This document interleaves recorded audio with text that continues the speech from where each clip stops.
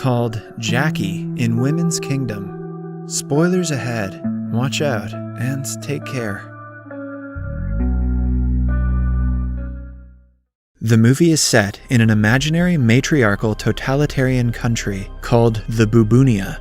In Bubunia, the roles of men and women are reversed, up to the point where the male population is deprived of any civil rights, including work, education, military service, freedom of marriage, etc.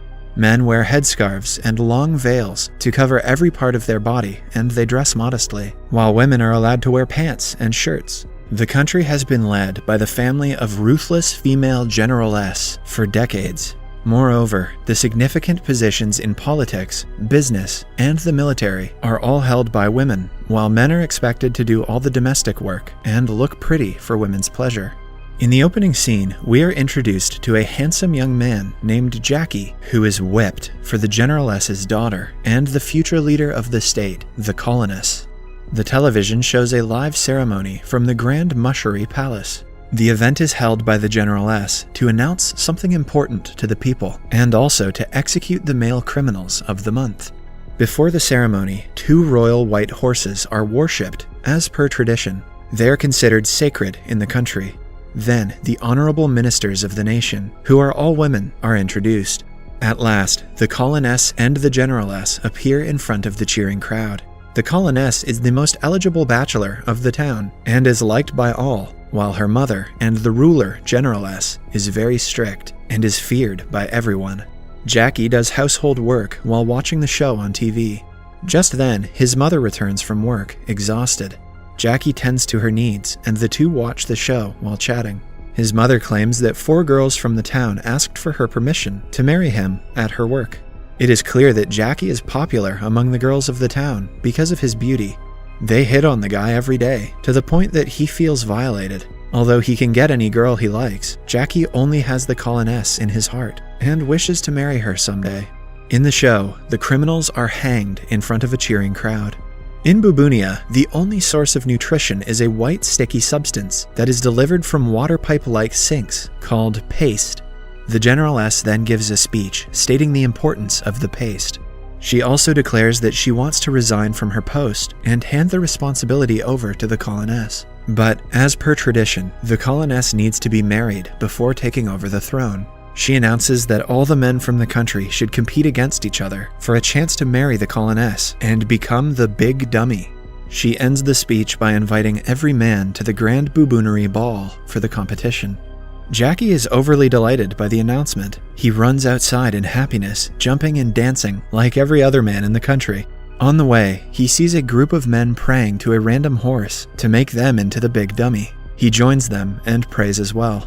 One of the men is Jackie's cousin Virgio, who claims that the horse talked to him and said that he will become the big dummy. Jackie calls him out, stating that lying is a big blasphemy. As they talk, some teenage girls nearby call Jackie hot and argue about who is going to marry him.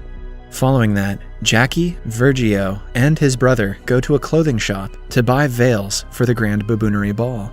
Virgio's parents are rich in contrast to Jackie's mother. They make fun of him for not being able to afford a nice veil. The salesgirl hits on Jackie, saying that he is the most handsome of them all, and that she imagines him on her bed every night. Jackie, who feels uncomfortable, starts talking to the shop's owner, but she too asks him to marry her daughter.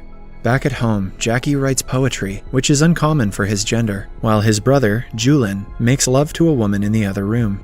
Julin is a prostitute whose ambition is to leave the country one day. He has been told that people from other countries are allowed to dance, sing, and eat varieties of food, in contrast to their sticky paste. Moreover, he believes that Jackie's father had a treasure hidden somewhere, which he will soon find. He asks his brother to help him with the mission, but Jackie claims he has enough reasons to stay in this country. The following day, Jackie and his mother go to buy tickets for the Grand Bubunery Ball, but come across protesters outside the ticket counter. It turns out that the men wishing to become the big dummy should pay 40,000 boobs, which most men cannot afford because they live in poverty. Jackie's uncle and his family come out after buying the bright red ticket to the ball. They make fun of his mother for being poor and boast about how Virgio is going to marry the coloness. Jackie returns home and cries himself to sleep. Later, he brings the police to his own house, accusing his brother Julien of not returning his money. He believes that their father had left them a treasure that Julien has been hiding from them. As the police search through their house, they find no treasure, but get their hands on a foreign magazine that is forbidden in the country. To Jacky's surprise, Julien is arrested for possession. He apologizes to his mother, saying that it was not his intention, but it is too late now. However, his guilt turns into happiness when the sheriffess gives him a free ticket to the ball in return for his reporting Julien. The very next day, he happily goes to the clothing store again to get himself clothes for the ball. Upon returning, he sees an ambulance bringing his mother to the hospital. Jacky quickly rushes to his mother's side, only to find out that she had slipped and broken her neck.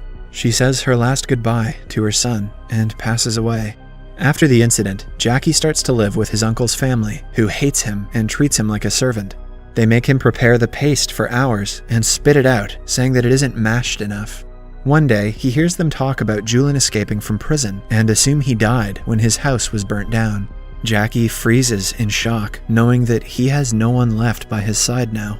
He is at the shop, complaining to a salesgirl about his problems. The girl, who is also attracted to Jacky, offers him a ride to the grand ball in return for sexual favors. However, while they are at it, they are caught by Jacky's uncle. Upon inspection, they find Jacky's ticket to the ball and decide to give it to Virgio's younger brother. Jacky cries in vain, seeing his only opportunity to a good life being taken away. Then, Virgio and his brother get ready in beautiful veils to finally go to the ball. Jacky reluctantly helps them get ready.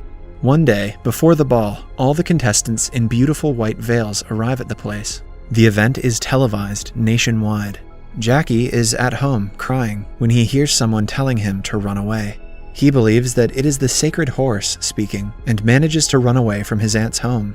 After running in the rain for a while, 3 women stop him and ask him why he is out. Taking advantage of the poor guy's situation, they assault him. Just then, Julien appears out of nowhere and kills the women to save his brother. He claims that he provided sexual favors to the guards and freed himself from the prison. He has been living in the forest and growing plants ever since. Julien then shows Jacky a turnip farm, proving that the paste isn't the only thing humans can eat, and that the Generaless has been lying to everyone. Julien's plan is to sell the turnips to get enough money to buy passports and leave the country. He includes Jacky in his plan, and the two change into women's clothes and wear wigs to disguise themselves. Julien also reveals that their father was a rebel who wanted equal rights for men. They founded a secret movement for men's rights called Meninism, but he was hanged for his efforts. The two then get on a horse and make their way to the palace to sell the turnips. They meet a higher officer who happens to know Julien's secret and asks for a sexual favor. Jacky is sent outside, so he wanders around the palace and eventually ends up at the ball. Several men wearing the same veil are impatiently waiting for the Coloness's arrival. Some minutes later, the Coloness and Generaless arrive at the ball. Jacky is left speechless by the Coloness's beauty. As she scans through the crowd of men, her eyes land on Jacky, who is still dressed like a woman. They make eye contact, but Jacky looks away, flustered. Then, the men surround the Coloness, trying to prove they are submissive and hence eligible to be the big dummy. Meanwhile, Jacky is approached by his uncle and his younger son. They mistake him for a girl and ask him to marry the younger son. Jacky shoos them away and makes his way to the Coloness. She seems to be interested in him, even though he is dressed in women's clothing. He introduces himself as Jacqueline and is invited to her private chamber. There, Jacky and the Coloness talk for a long time about many different things. She tells him that she wants to be a writer rather than a leader, but her mother won't let her. She also explains that the ball is just a front to earn money and that she is set to marry a movie star. She then gives him carrots to eat, saying that the paste is only for poor people. As the two talk, the Coloness starts getting closer to Jacky, initiating sexual advances, but they are disturbed by the Generaless, who wants the Coloness to come back to the ball. Now, the big dummy is about to be announced, when suddenly Jacky's uncle recognizes him in the crowd and attacks him. Jacky's wig is torn off, and he announces his love to the Coloness as a man, but the Generaless sends her guards after him. A chase ensues in the palace. Jacky eventually ends up in a secret room with several pipes. Upon investigation, he finds out that the paste they have been eating is recycled human feces mixed with vitamins.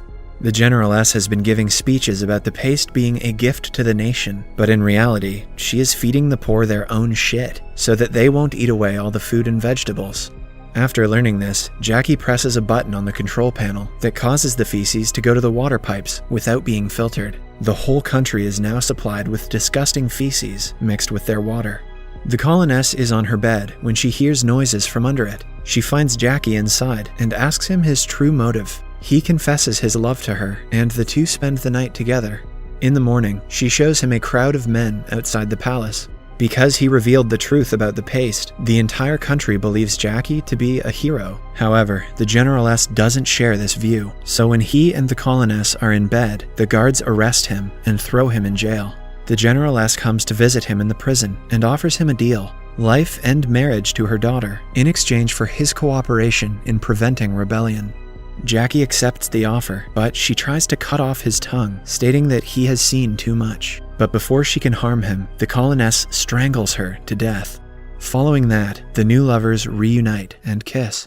Together, the two open the borders of Bubunia and establish democracy in the country. Jackie opens schools for boys and travels the world. They also introduce emancipation and restore the country's agriculture so that people are provided with green foods, not feces. In the last scene, when Coloness and Jackie are about to officially marry, they announce that Bubunia wants no more secrets from its people and strip naked in front of the crowd, revealing that Coloness is actually a man and that they, in fact, just entered a gay marriage.